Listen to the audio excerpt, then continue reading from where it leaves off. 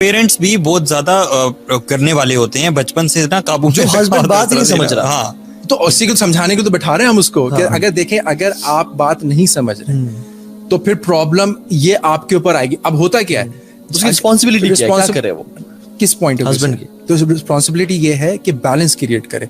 अगर घर में कुछ गलत हो रहा है, सबसे मैंने जैसे आपको कहा ना कि दामादों को पालना छोड़ दे, सबसे पहले दामादों को पालना छोड़े आप। हमारे बहुत बड़ा कल्चर है दामादों को, आप खुद भी दामाद ना बने, क्योंकि अगर आप दामाद बन रहे हैं तो देखिए जिसकी बेटी के साथ आप जैसे रखेंगे ना, कल को आपकी बेटी की भी शादी होगी, प्रिपेयर फॉर दैट। वो जो दामाद मिलेगा ना आपको, वो भी ऐसी मिलेगा जैसे आप थे। मैं ये कह रहा हूँ कि आपकी एक लाइफ है ना, उसको अलग ट्रीट ना करें। देखिए जब हम जेडेज में थे, नमाज नहीं पढ़ते तो उस वक्त नमाज पढ़ना और रोजा रखना एक अलग काम लगता था, और हम कहते थे यार क्या मुसीबत है। अब अल्हम्दुलिल्लाह वो पार्ट ऑफ द लाइफ है। मैं ये कह रहा हूँ कि वाइफ के पेरेंट्स, वाइफ को आप और उसके जो एक्सटेंडेड फैमिली मेंबर्स हैं उसको अपना पार्ट ऑफ द फैमिली बनाएंगे तो आपको अलग से अलग जाके काम नहीं करना पड़ेगा। मैं यकीन करें, मैं इतना अपने ससुराल जाता था कि मेरी वाइफ मुझसे ये कहती थी कि बस करें, कितना जाए कहीं और चले। मैंने कहा नहीं कोई मसला नहीं, आपकी सास बहुत अच्छी कुक दो नहीं पका देती। नहीं वो नहीं, अच्छा वो ट्रेडिशनल सास थी। मैं जाता था ना तो ये भी मंगा लो, वो भी मंगा लो, ये भी मंगा लो। मैंने एक दिन कहा कि ये मेरे साथ नहीं चलेगा, ये सही ठीक है ना। अब जो घर में पका है वही खाएंगे, और जो घर में पकता था मैं अपने बहनों को भी खिलाता था। शुरू में हमारी अम्मी, क्योंकि वो भी थोड़ा सा पीछे बैकग्राउंड से थी, तो वो चाहती थी दामाद का ना ये भी चाइनीज आ जाए। तो हमने अपने बहनों को दाल चावल भी खिलाया है, पीसी में भी खाना खिलाया है, मैरियट में भी खिलाया है, टॉप नॉच और होटल्स में भी खिलाया है, लेकिन घर में हमने दाल चावल भी खिलाया है। मिनाज भाई जो आप सोल्यूशन दे रहे हैं ना, ये मैं बिलीव करता हूँ कि this is 100% true and 100% working भी है।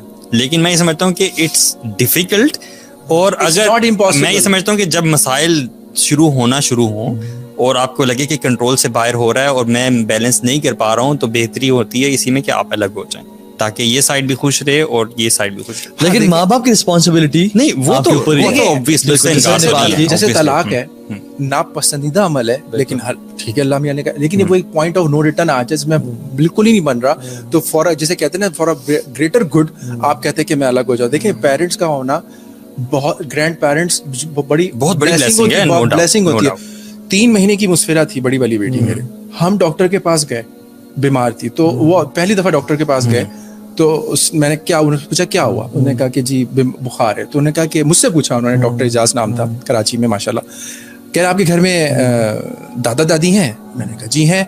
नाना नानी हैं? मैंने कहा जी बिल्कुल है। तो आप मेरे पास क्यों आए? मैंने कहा जी, कह रहे नहीं आप इसको मेरे पास क्यों लेकर आए? तो मैंने कहा तो मैं क्या करूं? कह रहे वो जो कहें, जो टोटका दें, आंख बंद करके अमल कर लीजिए। And we were surprised. मैंने कहा किस किस्म का डॉक्टर है ये? फिर हमने ये अमल किया। आप एतकाद करें इससे, अब अगर हम थोड़ा सा इसको शिफ्ट करें पेरेंटिंग के ऊपर, आजकल क्या हो रहा है। अच्छा मैं ना एक चीज इसमें ऐड करूंगा कि हस्बैंड्स को ना कुछ स्टैंडर्ड्स की तरफ एम करना चाहिए, कुछ बेंचमार्क्स होने चाहिए कि जिस तरह वो कोशिश करें। नंबर 1, मतलब I would ask 2 questions from husbands, ठीक है। नंबर 1 इज, क्या आपके सबसे बेहतरीन दोस्तों में से कौन है? पहले 3 का नाम लें। अगर उन तीनों में वाइफ का नाम आपका आता है तो अल्हम्दुलिल्लाह, ये क्रेडिट वाइफ को जाता है, ठीक है। और अगर नाम नहीं आता पहले 3 दोस्तों में से, तो गलती हस्बैंड की, आपकी है। मैं तो 3 कह रहा है, मैं तो कह रहा हूँ फर्स्ट पे आना चाहिए, फर्स्ट पे आना चाहिए आइडियली। मैं आपको अपना बताऊं ना, मेरे जितने सोशल मीडिया के पासवर्ड्स हैं, मेरे जितने बैंक ऑनलाइन, वो तो उन्होंने लिए हुए ना आपसे। यार ऐसी बातें देखना लाइव हो रहा है ना, ऐसी बातें होती हैं, समझा करें ना, वो मैंने खुद दिए ना, मोहब्बत में दिए ना, समझा करें। मेरी सैलरी स्लिप, मेरा मजाक उड़ाते थे मेरे दोस्त पिछली कंपनी पे कि एक सैलरी स्लिप जो है ना मिनहाज भाई को जाती है और एक जो भाभी के ईमेल एड्रेस पे जाती है, क्योंकि मैं फोन पे बता, आइडियली पहले नंबर पे होना चाहिए, आइडियली कम से कम अगर 3 में है। और देखें बार-बार मैं कहूंगा, क्रेडिट जो देखें जो खातून आ रही है ना, वो आप ही के रहमो करम पे आ रही है। आप जैसे रखेंगे ना वो वैसी रहेगी। मेरी अम्मी बड़ी अच्छी बात कहती हैं कि ना बहू बुरी होती है ना दामाद बुरा होता है, बेटा और बेटी उसको बुरा अच्छा बनाते हैं। अगर आप अपने हस्बैंड की इज्जत अपने मैके में करवाएंगी तो ही इज्जत होगी, और मैं अगर अपने मैके में करवाऊंगा उसकी तो ही इज्जत होगी। ये मतलब मैं कहता हूँ यार दिस इज अमेजिंग थिंग ना।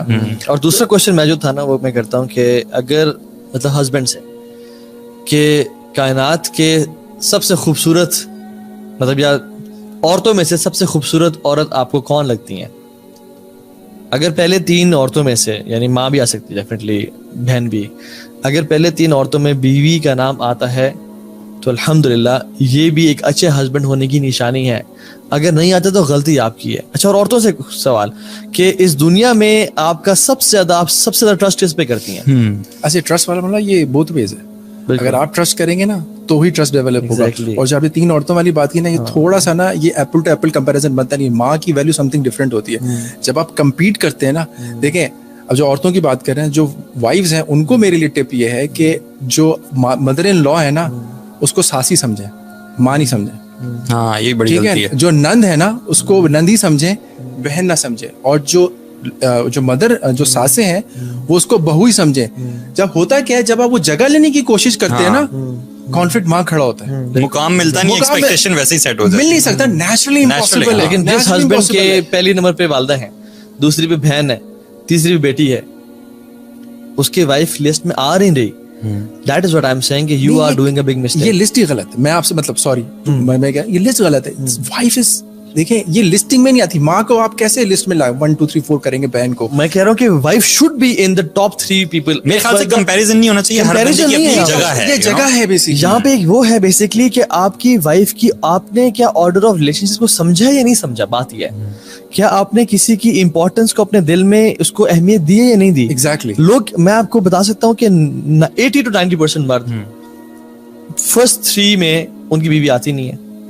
यार अगर हम इसको सिंपलीफाई करें तो हाँ, तो इस्लाम ने बड़ा सिंपल सोल्यूशन दिया है। हर बंदे के हुकूक, बिल्कुल ठीक है, उन हुकूक को अगर पढ़ लिया जाए और कोशिश करें उसकी पासदारी करें तो हर वो बैलेंस आउट खुद ब खुद हो जाए। हम अगले को फर्ज याद दिलाते रहते हैं। बिल्कुल, उसके हुकूक जो है ना वो हम भूल जाते हैं। बिल्कुल एग्जैक्टली। लेकिन एक चीज जो जॉइंट फैमिली सिस्टम के बारे में बात कर रहे थे ना, मेरा पर्सनल ये मानना है कि सबसे बड़ी struggle since we are talking about the religious context, वो है औरत का पर्दा। ठीक है, अब जॉइंट फैमिली सिस्टम में और भी लोग हैं, देवर भी है, जिसको हदीस में मौत कहा गया है। बाहर के बंदों को और बात है, देवर के बारे में खास तौर पे पूछा गया, लेकिन उनको अल्लाह के नबी सल्लल्लाहु अलैहि वसल्लम ने कहा वो तो मौत है। तो वो औरत बेचारी, मैं तो समझता हूँ वो स्ट्रगल करती है कि वो घर में भी पर्दे में रहती है, कोई उसकी इंडिपेंडेंस नहीं है, ठीक है, और वो बाहर जाती है तब भी पर्दा। देखिए ये जो आप बात करें ना, ये केस टू केस है। ठीक है, अगर आपके लिए प्रैक्टिस करना मुश्किल हो रहा है फॉर एग्जांपल, तो ठीक है आप घर अलग ले लें। अब घर में सास बहू के पर्दे ज्यादा हो रहे हैं और आप नहीं मैनेज कर, जो आपने पूरी 100% एफर्ट डाल दी और फिर भी नहीं मैनेज हो पा रहा। मैं जो बात करना चाह रहा हूँ वो जनरलाइज्ड है। मैं आपको जनरल बता रहा हूँ कि ये प्रॉब्लम्स हैं। सवाल पूछता हूँ आपसे, अगर आप अपने बच्चों से एक सवाल पूछते हैं कि does your mother value you more और योर फादर मोर, उनका जवाब क्या होना चाहिए? यानी कि दोबारा बताएं क्वेश्चन, जिसमें नहीं है। बच्चों से अगर आप सवाल पूछते हैं, आप किसके बेटे हो? अपने बच्चों से हाँ, नहीं पूछते हैं कि किसके बेटे हो, मामा का या बाबा का। ये हम पूछ लें माँ के बारे में कि आपकी मामा आपको ज्यादा वैल्यू करती हैं या आपके बाबा को ज्यादा वैल्यू करती हैं? ना, जवाब बाबा का आना चाहिए। एग्जैक्टली, जवाब बाबा का आना चाहिए। देखिए मैं आपको बताऊं, क्योंकि बाबा जो है वो सबसे पहले है। आप टेस्ट करते मिनाज भाई को? नहीं, मैं बिल्कुल मैं ये बात निकलवाना चाहता था कि बेसिकली बाबा सबसे पहले आते हैं। जो बच्चे कहते हैं कि नहीं मामा तो हमें वैल्यू करती है ज्यादा, मतलब फिर आपका और बाबा का रिलेशन अच्छा नहीं है। एग्जैक्टली, सही बात है। इट्स ऑल अबाउट, और ये बच्चे वीक पैदा करेंगे। जो मैंने आपको बताया था, इट्स ऑल अबाउट जेस्चर। बिल्कुल, मैं आपको छोटी एग्जांपल दूं। बिल्कुल, मैं अक्सर जो है ना, ये मैंने सीखा, मैं एक वो था कि अक्सर मैं कोशिश ये करता था कि ना bye expensive gift for my wife ना, उस चक्कर में मैं लेट हो जाता, आगे पीछे मैंने क्या चीज रह जाती, तो मैंने एकदम बेगम से कहा मैं आपके लिए कुछ कभी लेना चाहता हूँ लेकिन मैं रह जाता हूँ। तो मेरी बेगम ने मुझसे ये कहा कि Minaz, it's all about the gesture, कोई मसला नहीं है कुछ लेकर आए या। तो मैं कभी कुछ नहीं होता था, बैठे बैठे ना, मतलब अब थोड़ी सी ऑनलाइन बात चली जाएगी कि ये पेंसिल रखी है ना, कोई बात अच्छी लगी तो मैंने कहा आपकी बात अच्छी थी, ये पेंसिल मेरी तरफ से, एंड शी वैल्यूड दैट, क्योंकि इट्स ऑल अबाउट जेस्चर ना। मैं जब बाहर से आता हूँ, ये टिश्यू पेपर आपका हो ये tissue paper, it's all about gesture, ये मैं रखूंगा। जेस्चर पे तो नहीं आप रखा देते हर दफा? हाँ, फिर यही हुआ, जब मैं जेस्चर ज्यादा हो गया ना तो बेगम ने कहा बस ठीक है, पेंसिल इतनी सारी पेंसिल जमा हो गई। देखो बच्चों की स्टेशनरी लानी थी तुमने, तुम मेरे चक्कर मुझे देने के बच्चों की स्टेशनरी इकट्ठी कर रहे हो। अच्छा, मैंने फिर कुछ अरसे से ना घर में ना बुके फूल लाने शुरू किए ना, एक अम्मी के लिए और एक वाइफ के लिए। मुस्तफा ने ये अडॉप्ट किया, ठीक है। अब मुस्तफा जब बाहर से आता है तो मेरे बाहर लॉन है ना, तो वो 4 फूल तोड़ता है, एक दद्दा के लिए, एक अम्मी के लिए और अपनी दोनों बहनों के लिए। अब वो देख रहा है, वो जो हम बात कर रहे थे ना, वो देख रहा है। तो मैं आपसे ये कह रहा हूँ, जैसा आपका रिलेशनशिप, मैं आपको बता रहा हूँ, मेरे बच्चों को नहीं पता कि मम्मा पापा लड़ाई भी करते हैं। ये नहीं कि हम लड़ते नहीं है, ऐसा हो ही नहीं, पॉसिबल ही नहीं है कि आप मियां बीवी में लड़ाई, लेकिन मेरे बच्चों को नहीं पता, हम लड़ते अलग हैं कि बच्चों को पता ना चले, ऐसा नहीं होता। अच्छा, मजे की बात यह है कि जब आप कहते हैं बच्चे बैठे नहीं लड़ रहे, तो 90% तो अगली दफा तो गुस्सा उतर ही चुका होता है। हाँ। ठंडा होता ही नहीं दोबारा, बात होती नहीं। लेकिन हाँ, कोई अगर सीरियस इशू तो फिर हम अलग से बात करते हैं उसके ऊपर।